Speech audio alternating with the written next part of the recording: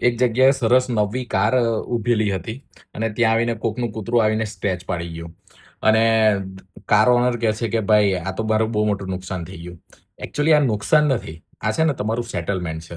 Four an example, કોક વ્યક્તિએ તમને પૈસા આપ્યા હતા. તમે 10 દિવસના પ્રોમિસ પર તમે પૈસા લીધેલા અને એ વ્યક્તિ માંગી-માંગીને થાકી ગયો અને છેલ્લે કંટાળીને એ વ્યક્તિ તમારી પાસે માંગવાનું બંધ કરી દીધું.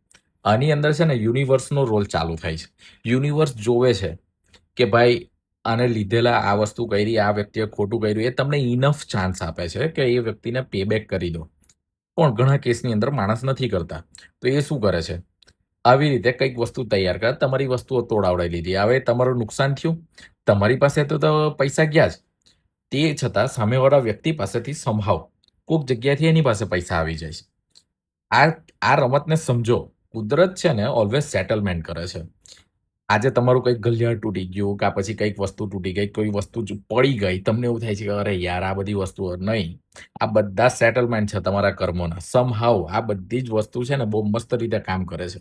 ફરક એટલો છે કે તમને ખ્યાલ નથી આવતો. ઓમ નમો નારાયણ.